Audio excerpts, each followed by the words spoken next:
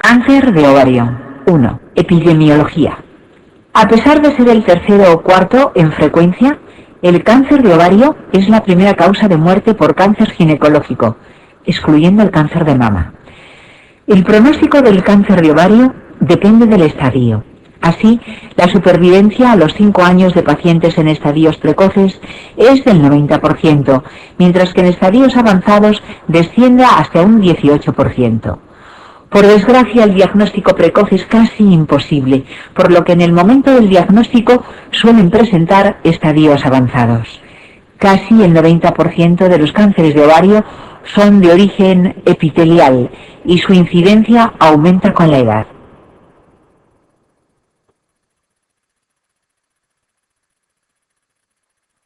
Los factores de riesgo en el cáncer de ovario están poco claros.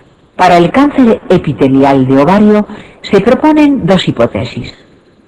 La teoría de la ovulación incesante, que sostiene que el microtrauma producido durante la rotura de la cápsula ovárica que ocurre en cada ovulación sería un estímulo para la aparición del cáncer de ovario. Así, tendrían mayor incidencia a padecer cáncer epitelial de ovario las nuligestas y tendrían menor incidencia las anovuladoras, como las usuarias de anticonceptivos hormonales, ovario poliquístico. Parece que la ligadura tubárica y la histerectomía serían factores protectores debido a una disminución de la ovulación por defecto en la irrigación vascular. Genético, siendo más frecuente en pacientes con historia familiar de cáncer de ovario, dado que parece que el 30% de los cánceres de ovario expresan niveles elevados de determinadas mutaciones genéticas.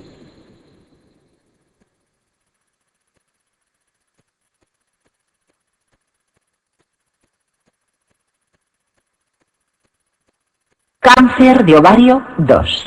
Tumores epiteliales. Suponen el 75% de todos los tumores de ovario y el 90% de los malignos. Son tumores derivados del epitelio de revestimiento del ovario y pueden evolucionar hacia serosos, cistoadenoma, cistoadenocarcinoma, son los más frecuentes. Bilaterales, presentan los cuerpos de samoma. Mucinosos, cistoadenoma, cistoadenocarcinoma. La mayoría son benignos. Contienen quistes multiloculados. A veces se asocia a un pseudomixoma peritoneal. Sus marcadores más específicos son CEA y CA19.9. Endometrioides. En el 10% se asocian a endometriosis ovárica. De células claras. Son los tumores malignos más frecuentes en casos de endometriosis. Está relacionado con el dietilestilbestrol. Tumor de Leiner. Mejor pronóstico y poco frecuentes. Poseen epitelio semejante al transicional de vejiga. Tumores borderline o de bajo potencial de malignidad.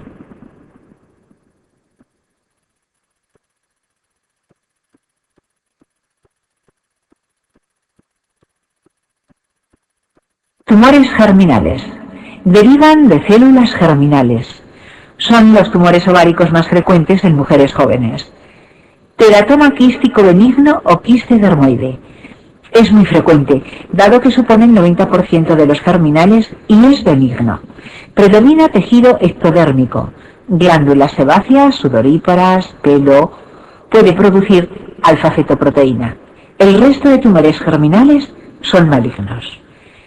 Disgerminoma es el homólogo del seminoma masculino. Deriva directamente de la célula germinal. Es el tumor maligno más frecuente de este grupo y el maligno más frecuente en pacientes menores de 30 años. Aunque es radiosensible, el tratamiento es quirúrgico. Teratoma inmaduro. Tumor del seno endodérmico. Produce alfa-fetoproteína. Carcinoma embrionario. Produce alfa-fetoproteína y beta-HCG. Coriocarcinoma. Produce beta-HCG, excepcional que sea primario del ovario. Otros. Carcinoide. Aumento del ácido 5-hidroxiindolacético en orina. Estoma ovárico, tipo de teratoma que produce T3 y T4. Gonodoblastoma que derivan de gónadas disgenéticas, comprobándose cromosoma Y como el síndrome de Swyer.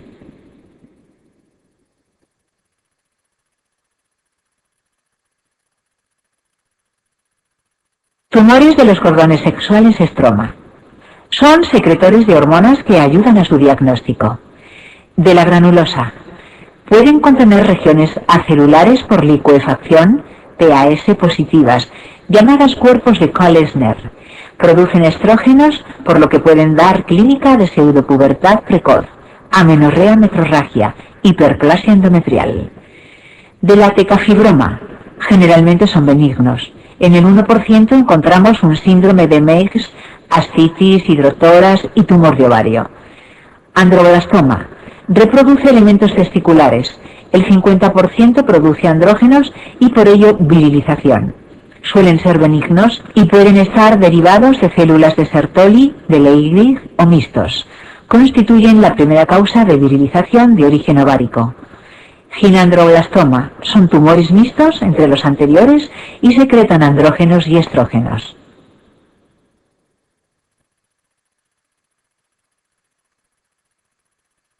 Otros. La metástasis ovárica de un tumor digestivo se denomina tumor de Krukenberg.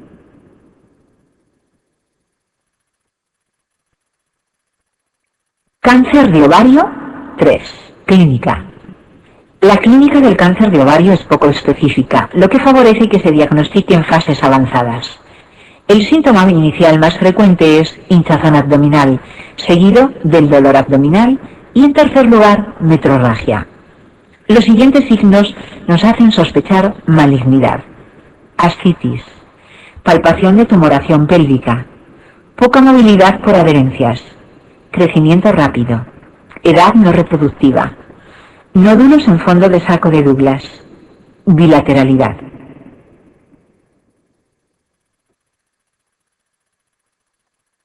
Diagnóstico.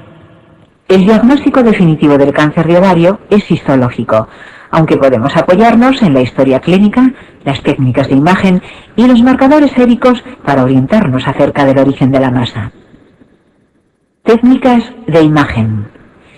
La ecografía transvaginal Doppler es la técnica de imagen más efectiva en el screening del cáncer de ovario, con alta sensibilidad pero moderada especificidad. Sospechamos malignidad cuando presenta alguna de estas características: localización bilateral, aspecto sólido o mixto, presencia de tabiques, papilas o partes sólidas en su interior, tamaño superior a 10 centímetros en mujeres en edad fértil o mayor de 5 centímetros en posmenopáusicas, presencia de ascitis, bajo índice de resistencia Doppler, menor que 0,4, neoformaciones vasculares.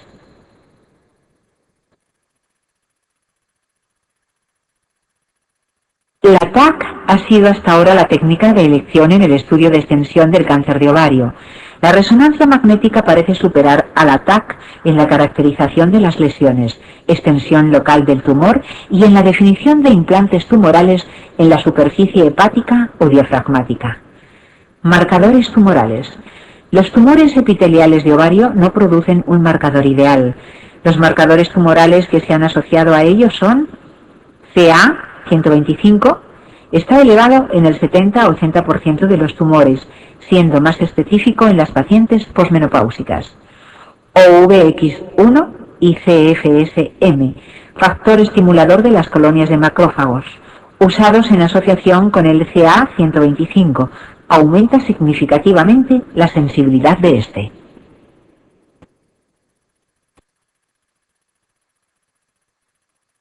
CEA, antígeno carcinoembrionario, se eleva con menos frecuencia y es más específico de cáncer muginoso. Alfa-fetoproteína, se considera un marcador tumoral ideal del tumor del seno endodérmico. También aumenta en los teratomas, carcinomas embrionarios y disgerminomas. Inhibina, secretada por los tumores de las granulosas y en los mucinosos. CA 19.9 es más específico de tumores mucinosos. HCG está elevada en el 95% de carcinomas embrionarios y en los coriocarcinomas. Hormonas tiroideas aumentan el estruma ovárico. SCC, antígeno de crecimiento de células escamosas en teratomas inmaduros. Ácido 5-hidroxiindolacético en orina en el tumor carcinoide. Estrógenos. Los producen los tumores de la teca y granulosa y los ginandroblastomas. Testosterona.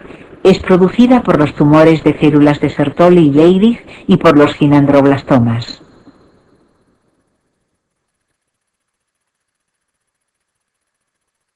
Vías de diseminación. La vía de diseminación más frecuente es la implantación directa por siembra peritoneal de células tumorales sobre peritoneo o epiplón. La extensión linfática se produce por 3 vías principales, siendo la primera a los ganglios paraórticos. La vía hematógena es menos frecuente.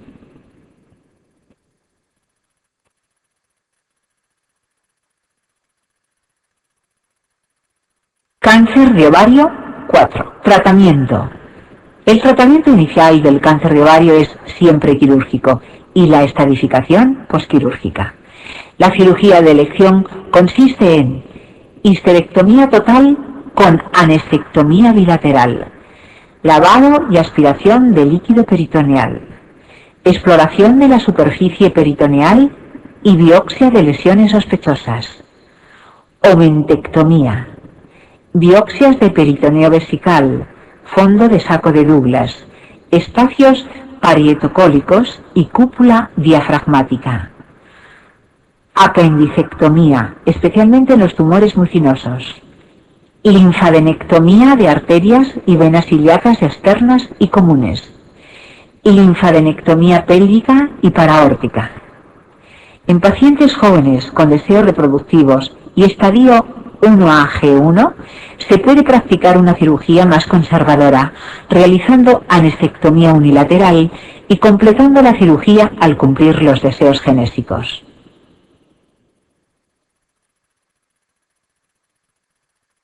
Quimioterapia adyuvante. En los estadios 1A y 1B, tanto G1 como G2, no se precisa ninguna terapia adyuvante. En los estadios 1A y 1B con grado G3 y en el 1C daremos solo 3 ciclos de quimioterapia adyuvante con cisplatino. Los estadios 2, 3 y 4 se tratan con poliquimioterapia adyuvante con derivados del platino y del taxol. Pasados 6 ciclos de tratamiento quimioterápico adyuvante, se realizaba sistemáticamente una segunda laparotomía para conocer el estado de la enfermedad, llamado second look, si la primera cirugía quitó todo el tumor, y cirugía de rescate si se conoce que hay restos de tumor, aunque hoy solo se realiza en casos seleccionados.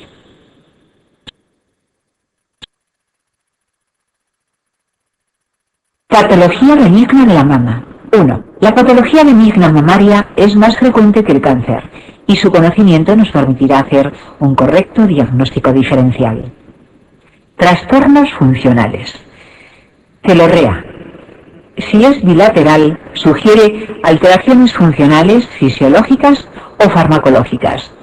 La telorrea unilateral y uniorificial se da en situaciones como ectasia ductal, carcinoma ductal, papiloma intraductal y enfermedad fibroquística. La pluriorificialidad sugiere afecciones más difusas como mastopatía fibroquística. Un fluido purulento indica un proceso infeccioso. Una telorrea sanguinolenta y uniorificial es más preocupante y es típica del cáncer y del papiloma intraductal. Secreciones de aspecto lechoso pueden darse en telorreas funcionales y mastopatías.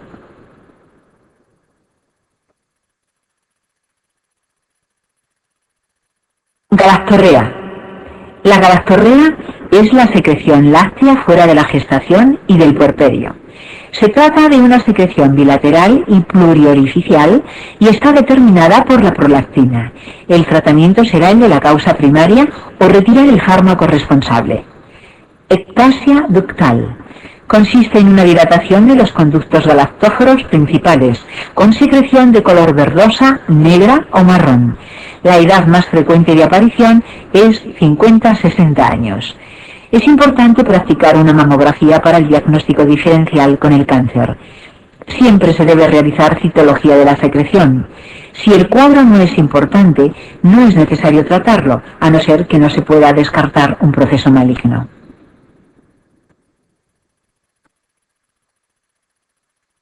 Trastornos inflamatorios. Mastitis. Las mastitis puerperales agudas son la forma más frecuente, aunque ha aumentado la frecuencia de mastitis agudas no asociadas con la lactancia. Los gérmenes más frecuentes son Staphylococcus aureus, Staphylococcus epidermidis y Streptococcus. Se presenta como mastalgia con eritema, aumento de temperatura local y tumoración en un cuadrante de la mama acompañado de fiebre. La infección puede progresar y originar un acceso que requiere drenaje quirúrgico. El diagnóstico diferencial debe establecerse con el carcinoma inflamatorio, que no suele acompañarse de fiebre. En caso de duda, está indicado realizar una biopsia. El tratamiento consiste en medicación sintomática y clozapilina. En caso de alergia, eritromicina. Un tipo de mastitis crónica es la enfermedad de Mondor, que consiste en una tromboflebitis de las venas subcutáneas. Es secundaria a un trauma local y no requiere tratamiento. Mastodinia. La mastodinia es el principal síntoma de la mastopatía fibroquística, MFQ. Consiste en un dolor mamario cíclico que aumenta en el periodo premenstrual. Debe distinguirse del dolor mamario en general, llamado mastalgia. Siempre que existe dolor, debe descartarse la existencia de una patología mamaria subyacente.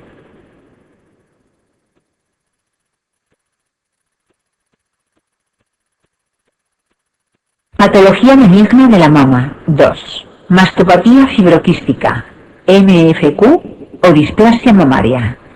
Se trata de una enfermedad benigna y crónica, caracterizada por una alteración en la proliferación del estroma y del parénquima mamario, desarrollando tumores o quistes palpables. Es la enfermedad más frecuente de la mama en la mujer premenopáusica y es muy rara después de la menopausia. Se desconoce la causa, pero se ha propuesto la influencia de un desequilibrio hormonal con hiperestrogenismo, aunque no es constante. Clínica. No hay una clínica específica de la MFQ. El síntoma más frecuente es el dolor mamario bilateral, que suele ser premenstrual y mejora con la regla, mastodinia. Pueden aparecer otros síntomas como induración mamaria o nódulos palpables. El embarazo y la lactancia producen en la mama mastopática un estado de reposo. Clasificación. Para determinar el riesgo de degeneración a cáncer de mama, valoramos la existencia de proliferación del componente epitelial y si hay atipia o no en esa proliferación, distinguiéndose 3 tipos de mastopatía fibroquística. No proliferativa, 68%. Proliferativa sin atipia, 26%. Proliferativa con atipia, 4%. La mayoría de los cambios que se producen no se relacionan con un aumento en la incidencia de cáncer de mama. El riesgo de cáncer está moderadamente aumentado en los tipos proliferativos con atipia, que son la hiperplasia ductal atípica y la hiperplasia lobular atípica. Diagnóstico. Se basa en la clínica, técnicas de imagen como ecografía y mamografía y estudio cito e histológico. Tratamiento. En general no requiere tratamiento. Se debe explicar a la paciente la benignidad del proceso y tranquilizarla. Como tratamiento médico se puede asociar progestágenos en la segunda fase del ciclo para compensar el hiperestronismo. También aparecen útiles prostágenos en gel para tratamiento local y la ingesta de aceite de onagra. Se realizará punción-aspiración en las formas de mastopatía fibroquística de predominio nodular quístico, ya que ofrece garantía diagnóstica. Si existe alguna duda sobre la naturaleza benigna del proceso, se realizará biopsia.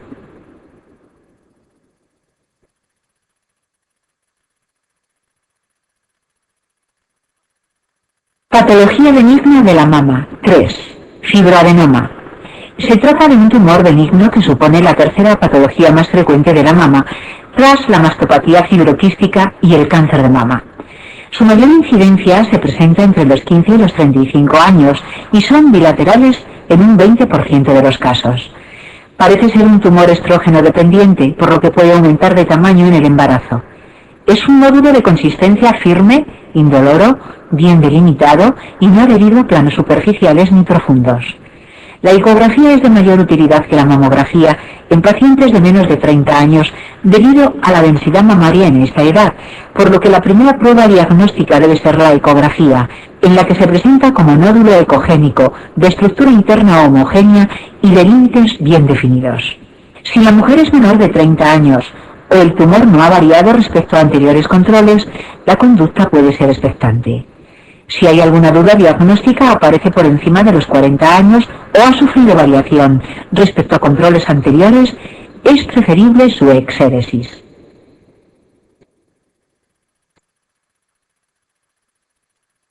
Quistes. Son muy frecuentes y suelen presentarse en el contexto de la mastopatía fibroquística. La máxima incidencia se da entre los 40 y 50 años. Suelen ser tumoraciones indoloras. En la palpación se objetiva una tumoración redondeada, lisa, móvil, no adherida, sensible, y a la presión se nota tensión e incluso fluctuación. El diagnóstico es ecográfico, visualizándose como nódulos anecoicos de límites muy precisos, morfología regular y refuerzo posterior. Tumor Filodes. Consiste en un tumor raro, que es benigno casi siempre, pero que es recibido con facilidad. El tratamiento es quirúrgico, realizándose mastectomía en casi la totalidad de las pacientes, dado que suelen ser tumores de gran tamaño y rápido crecimiento.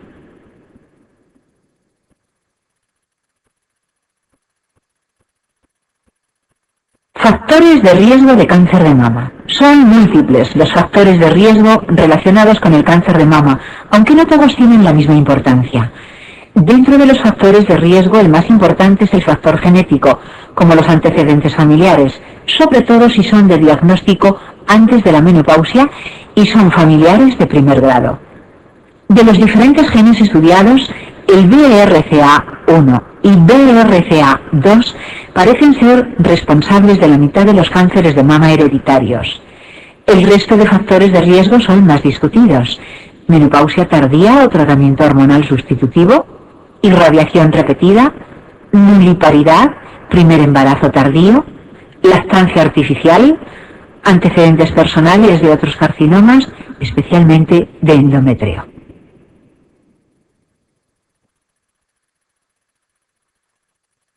Mamografía. Diagnóstico. En el diagnóstico precoz del cáncer de mama, la mamografía hoy es un método fundamental. Se consideran signos mamográficos de malignidad, presencia de nódulo denso, especulado, de bordes imprecisos, retracción de la piel o pezón, edema cutáneo, piel de naranja, pérdida de la arquitectura del tejido mamario, densidad focal asimétrica, microcalcificaciones agrupadas anárquicamente en número superior o igual a 5. Estas microcalcificaciones son el signo de malignidad que aparece más precozmente en la mamografía.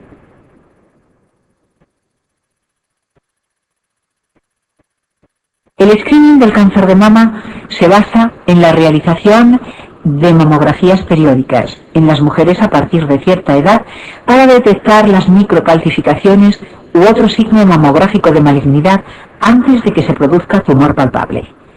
La ecografía no tiene valor en el screening del cáncer de mama, ya que las microcalcificaciones no son visibles mediante esta técnica.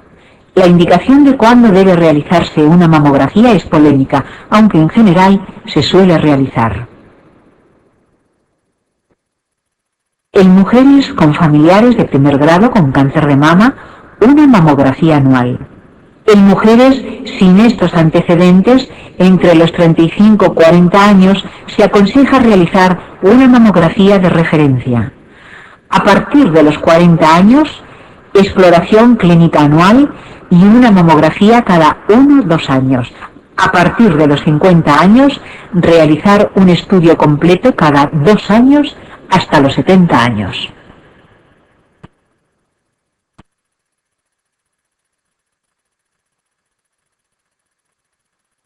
Factores mal pronóstico. Se consideran factores de mal pronóstico en el cáncer de mama: número de ganglios afectos. Se consideran factores de mal pronóstico en el cáncer de mama: número de ganglios afectos. Tamaño tumoral mayor de 2 centímetros. Edad menor a 35 años. Grado histológico G2 o G3. Cáncer fijo a pectoral y o costilla. Infiltración cutánea. Multicentricidad. Invasión vascular o linfática. Componente intraductal extenso. Bordes quirúrgicos escasos o afectos. Receptores hormonales negativos. Cáncer inflamatorio. Alteración oncogen CERBB2 y del gen supresor tumoral P53. Gestación. De todos ellos, sin duda alguna, el factor más importante es la afectación ganglionar. El resto hay que tenerlos en cuenta, sobre todo cuando los ganglios sean negativos.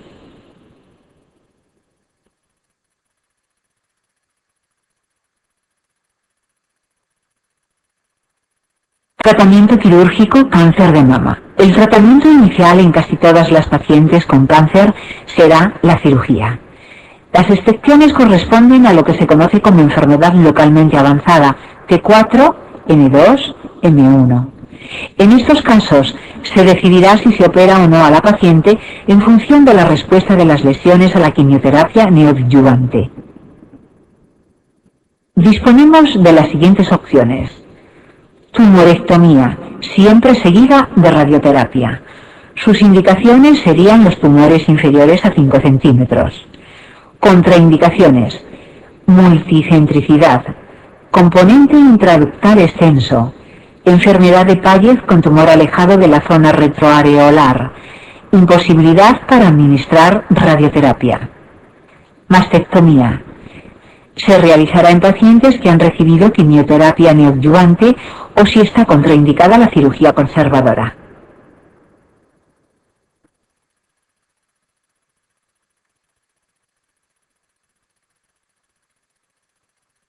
Dentro de la cirugía también debemos abordar la axila, pudiendo realizar linfadenectomía.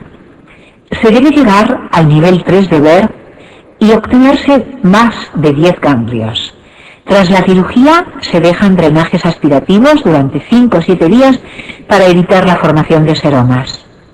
Ganglio centinela. Su indicación es el cáncer de mama con axila negativa clínica y ecográfica. Consiste en localizar mediante radioisótopo y biopsiar el primer ganglio de drenaje linfático de la axila. Si resulta negativo, sabemos que la axila es negativa y no hay que hacer linfadenectomía completa, mientras que si resulta positivo, debemos proseguir para conocer el número total de ganglios afectos.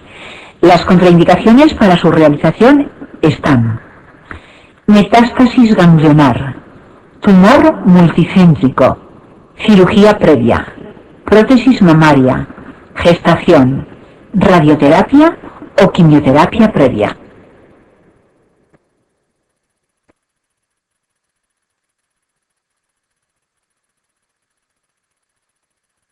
Radioterapia. Las indicaciones son: tras tumorectomía, siempre para igualar los resultados de la mastectomía desde el punto de vista oncológico, se irradia el lecho tumoral.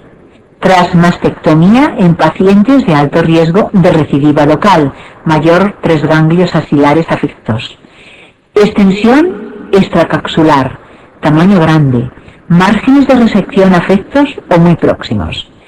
En estos casos se realiza irradiación de la pared costal y también de las áreas ganglionares regionales. Se debe esperar al menos 2 semanas tras la cirugía y no debe retrasarse más de 16 semanas tras la cirugía. por lo que existe algún motivo para este retraso, por ejemplo, el embarazo. Sería mejor optar por cirugía radical.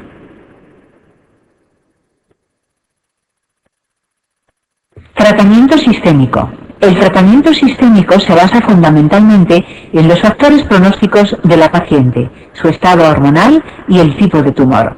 Puede realizarse quimioterapia, fundamentalmente indicada en pacientes con afectación ganglionar o con factores de mal pronóstico. Hormonoterapia, indicada en pacientes con tumores con receptores hormonales positivos.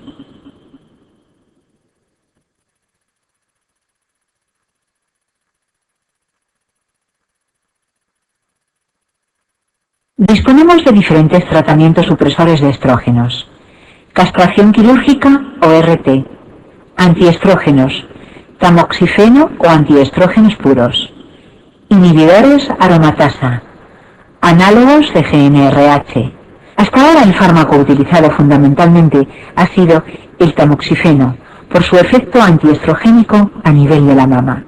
Sin embargo, este fármaco a nivel del endometrio tiene un efecto estrogénico, por lo que puede inducir una hiperplasia de endometrio y secundariamente un cáncer de endometrio.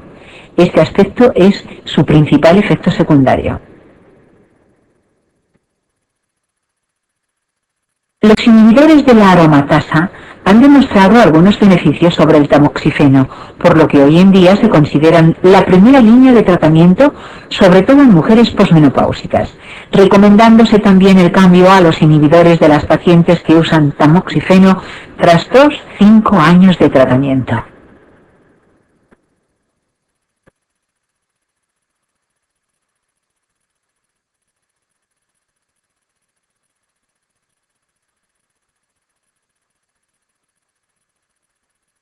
Tratamiento sistémico en el cáncer de mama según grupo de riesgo. Las pacientes se pueden clasificar en 3 grupos en función del pronóstico y cada grupo se beneficiará de un tratamiento sistémico adyuvante tras la cirugía. Bajo riesgo. En este grupo encontramos las pacientes con ganglios negativos, pero que además tienen todos los siguientes: tamaño menor de 2 centímetros, más G1, más edad mayor de 35 años, más sin invasión vascular, más HER2 neu negativo. Estas pacientes, si tienen receptores positivos, recibirán hormonoterapia y si son negativos, no precisarán tratamiento adyuvante. Riesgo intermedio. En esta categoría están las pacientes que tienen los ganglios negativos y alguno de los siguientes aspectos: tamaño mayor de 2 centímetros, G2 3, menor de 35 años, HER2 neu positivo o invasión vascular, o tienen ganglios positivos 1 a 3. Recibirán, si tienen receptores positivos, hormonoterapia o quimioterapia seguida de hormonoterapia, y si son receptores negativos, solamente quimioterapia. Riesgo alto. En esta categoría están las pacientes con 4 o más ganglios positivos o las que con cualquier número de ganglios positivos tienen invasión vascular extensa o HER2 neu positivo. Recibirán quimioterapia seguida de hormonoterapia si los receptores son positivos o solo quimioterapia si los receptores son negativos.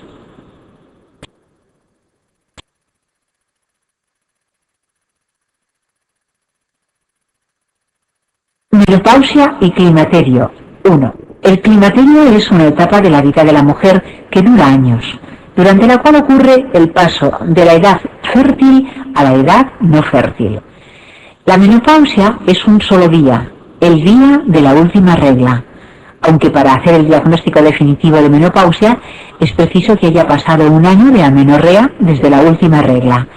Definimos menopausia precoz cuando ocurre antes de los 40 años. La mayoría de las manifestaciones clínicas van a venir condicionadas por la caída de estrógenos. Síntomas neurovegetativos. Sofocos. Son los más frecuentes de todos los síntomas. Consisten en oleadas de calor acompañadas de vasodilatación y sudoración. Otros. Sudoraciones, palpitaciones, parestesias, insomnio, vértigo, cefalea, etc. Síntomas psicológicos. Es frecuente la aparición de labilidad emocional, nerviosismo, irritabilidad, estado de ánimo depresivo y disminución de la libido. Síntomas genitourinarios y cutáneos. Atrofia genital y del aparato urinario que asocia prurito vulvar, dispareunia, colpitis, aumentan las infecciones urinarias. En piel y mucosas aparece atrofia, sequedad, prurito e hirsutismo leve.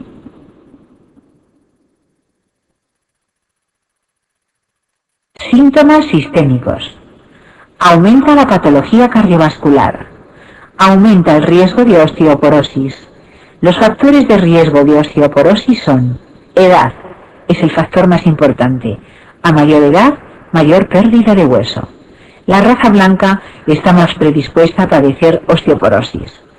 Factores relacionados con el estado estrogénico: menarquia temprana, menopausia precoz o oforectomía temprana. Hábitos higiénico-dietéticos. La delgadez es un factor de riesgo, ya que las mujeres obesas tienen una producción periférica de estrona que les protege de la osteoporosis. La baja ingesta de calcio aumenta el riesgo osteoporótico. El tabaco, el alcohol, el té, el café y la escasa actividad física también favorecen la osteoporosis, al igual que la toma de esteroides orales. El hipertiroidismo. Estará indicada una densitometría ósea para la detección precoz de osteoporosis en mujeres oforectomizadas antes de los 35 años y en aquellas con alto riesgo de osteoporosis.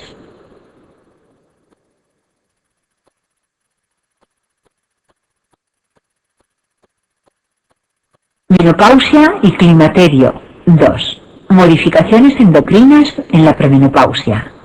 Se produce un aumento de FSH, probablemente debido al descenso de inhibina, consecuencia del escaso número folicular. Este incremento de FSH es la modificación endocrina más precoz del climaterio. La LH está normal o aumentada. La GnRH y los estrógenos son normales, es decir, previamente a la menopausia los cambios hormonales son escasos. Modificaciones endocrinas en la posmenopáusica. Lo característico es la bajada del estradiol y, al no existir la retracción negativa, el aumento de las gonadotrofinas FSH y LH. La estrona se convierte en el estrógeno más importante durante la posmenopausia. Los andrógenos no cambian, es decir, tras la menopausia el cambio más importante es el descenso de estradiol. Se producen cambios metabólicos que conllevan un aumento de colesterol, VLDL y triglicéridos. No hay grandes cambios en la glucemia, salvo un discreto aumento de la glucemia basal con la edad, porque el estrógeno natural es antidiabetógeno. Hay un ligero aumento de peso inicial que disminuye lentamente hasta normalizarse. Se produce un aumento progresivo de la tensión arterial que depende de la edad y se acelera con la menopausia. También existe un balance de calcio negativo por un aumento de la reabsorción ósea.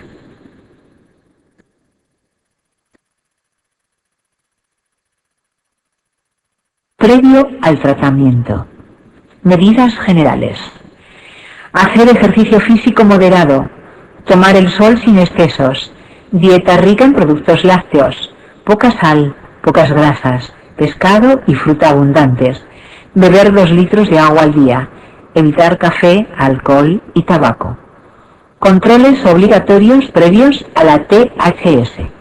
Debemos proporcionar a la paciente información sobre el climaterio y sus efectos. Hacer una historia clínica con un examen general controlando peso y tensión. Ginecológico con citología y mamario con mamografía.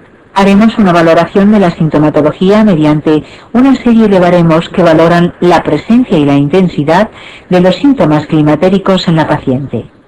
Estará indicada una densitometría ósea para la detección precoz de osteoporosis en mujeres oophorectomizadas antes de los 35 años y en aquellas con alto riesgo de osteoporosis.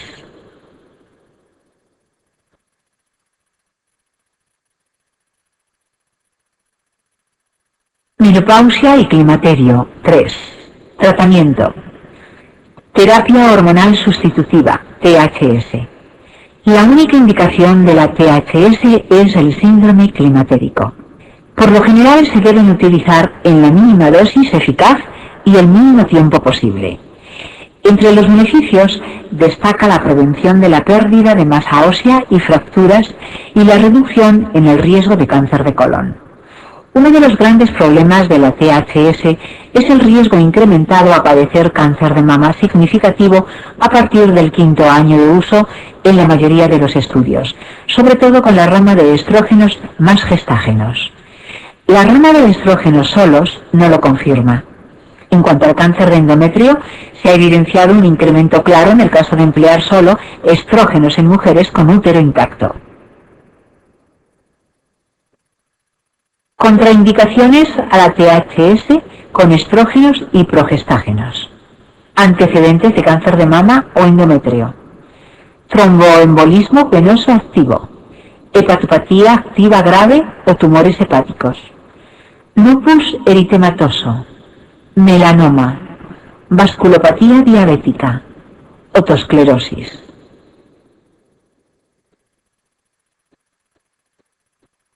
Debe iniciarse lo más precozmente posible con una duración no superior a 5 años. Se usan estrógenos naturales como el estradiol. Los síntomas que mejor responden son los producidos por el hipoestrogenismo, sofocos, sequedad vaginal, insomnio. Se aconseja vía no oral para disminuir el efecto hepático. Los gestágenos se usan para compensar el efecto proliferativo de los estrógenos en el endometrio y evitar así el riesgo de cáncer de endometrio. Por tanto, en caso de pacientes histerectomizadas, no daremos gestágenos, aunque este asunto está en discusión, por el posible riesgo de cáncer de ovario, que presenta la terapia solo con estrógenos. Tibolona. Produce efectos estrogénicos, gestagénicos y androgénicos, estimulando el trofismo de la mucosa vaginal.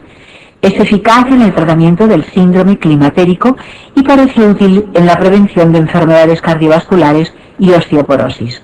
Por sus efectos androgénicos parece aumentar la libido y disminuir los triglicéridos.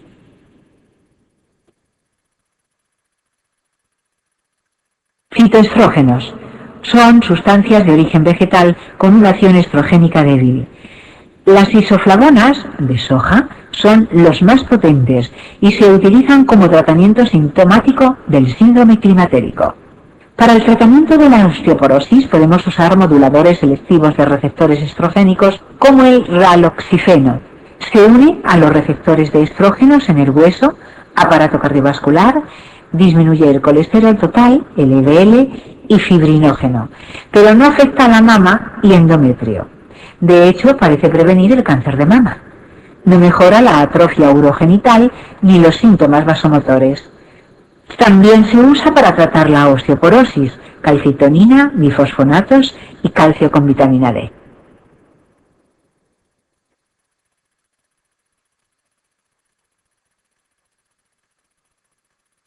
Fisiología del embarazo. Modificaciones cardiovasculares. En el embarazo se produce una sobrecarga circulatoria que no suele representar ningún riesgo en una mujer normal, pero que puede suponer un peligro en caso de pacientes cardiópatas. Estos cambios están propiciados por la aparición de nuevas hormonas que con el embarazo aparecen en la circulación materna. En primer lugar, se produce una vasodilatación periférica debido a los altos niveles de progesterona circulantes. Así, la tensión arterial durante los 2 primeros trimestres del embarazo disminuye, retornando a los niveles normales en el tercer trimestre. Existen 3 excepciones. En el hidrops, la enfermedad trofoblástica y los gemelares, podemos encontrar cifras tensionales por encima de lo normal desde etapas precoces del embarazo.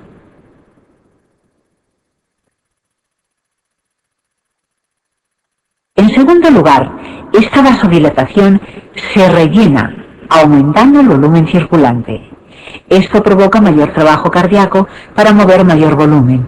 Hay cierta hipertrofia izquierda y un aumento de la frecuencia cardíaca que no supera habitualmente los 100 latidos por minuto. En cuanto a las resistencias venosas, no se modifican salvo en el hemicuerpo inferior, en el que debido al peso del útero grávido, el retorno venoso se ve dificultado.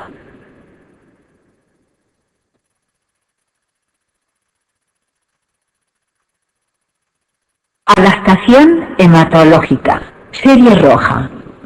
Aumenta la masa eritrocitaria, 33%, pero el volumen plasmático aumenta proporcionalmente más que la masa de hematíes, por lo que se produce una anemia relativa fisiológica. Debemos suplementar con hierro únicamente cuando los requerimientos fetales de hierro estén aumentados en el tercer trimestre, o si se añade alguna otra patología que incremente la anemia. Serie blanca. Se produce una leucocitosis leve, hasta 12.000, que se acentúa durante el parto y el puerperio inmediato. No suele ir acompañada de desviación izquierda. Coagulación. Aumentan la mayoría de los factores de la coagulación, como plaquetas. Los factores 1, 3, 7, 8, 9 y 10. Además, disminuyen los factores de fibrinolisis, con lo que la situación global es de hipercoagulabilidad. Reactantes de fase aguda, como el fibrinógeno y la velocidad de sedimentación, aparecen incrementados.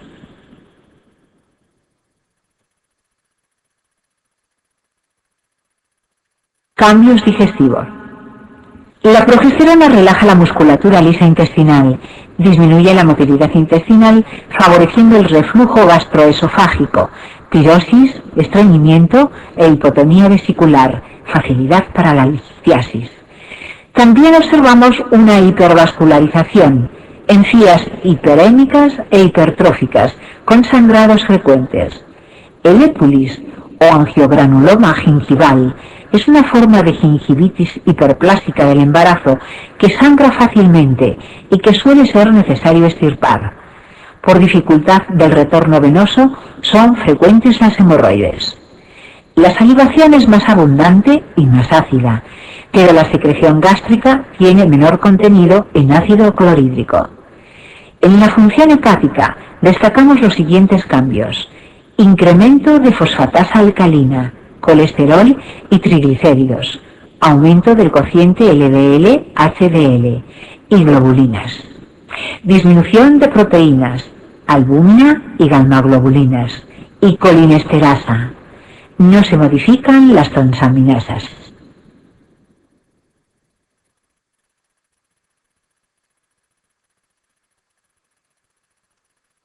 Aparato urinario.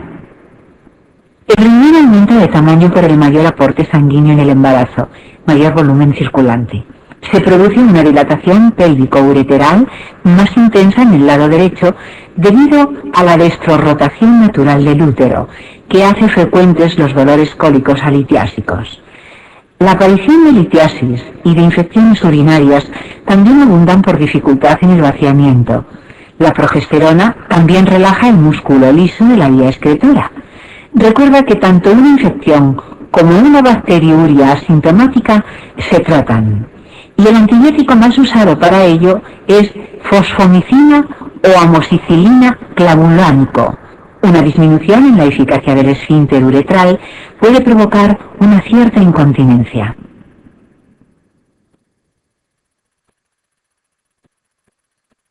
En cuanto a la función renal, un incremento del flujo plasmático y del filtrado glomerular, hasta un 40%, produce un aumento de la eliminación de creatinina, urea y ácido úrico.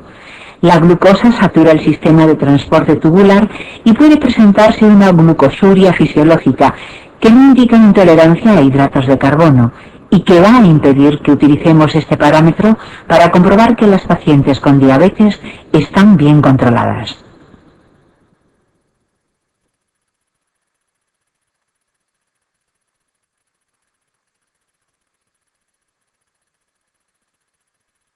Sistema endocrino. Por hipervascularización de la hipófisis, esta aumenta de tamaño y ante una disminución brusca de volumen intravascular, una hemorragia posparto, por ejemplo, puede necrosarse y desaparecer la secreción de todas sus hormonas.